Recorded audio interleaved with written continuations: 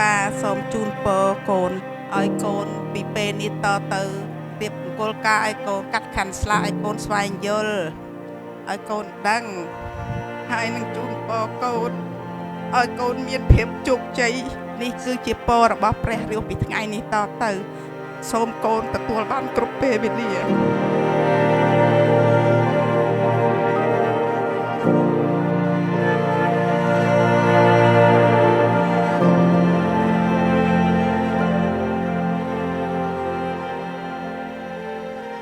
ម្ចាស់ក្នុងនាមតំណាងលោកម្ចាស់សម័យ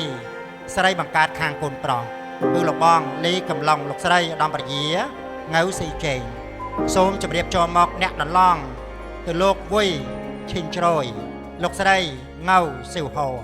សូមប្រគុណម្ចាស់ជ្រាប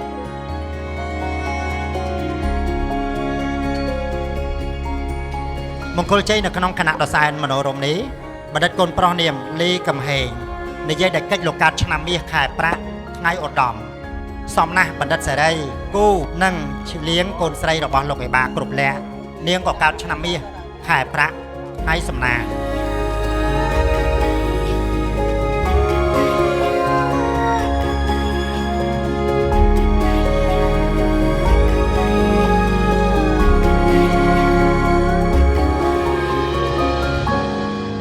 ឲ្យកូនសំណុកសុខសប្បាយជោគជ័យជ័យជំនះឈ្នះមានសត្រូវគ្រប់ទិសទីទាំងអស់ឲ្យ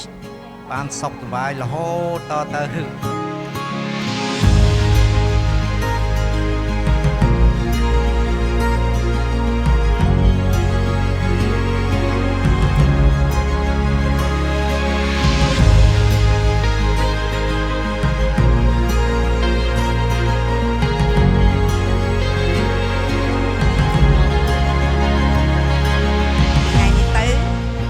ជាប្រពន្ធគ្រួសារតែមួយហើយ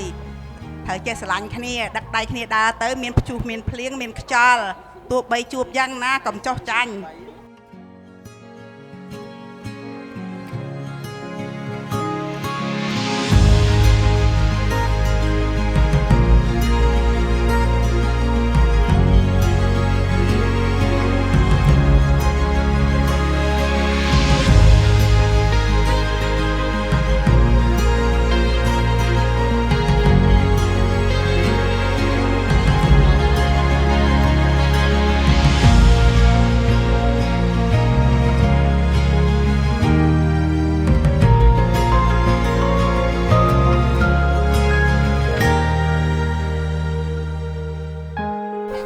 ប៉ាជូនអូកូនស្រីឲ្យមានសុខភាពល្អរកទទួលទានវិជ្ជមានបានឲ្យអនាគតមានសំណាងល្អនិងចេះស្រឡាញ់គ្នា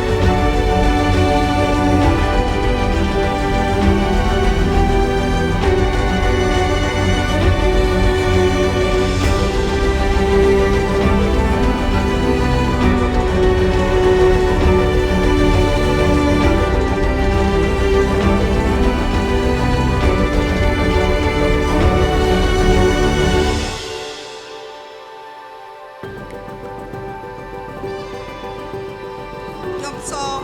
ថ្លែងអំណរគុណដល់ឯកឧត្តមលោកជំទាវភ្ញៀវកិត្តិយសដែលអញ្ជើញមកពីក្រៅប្រទេស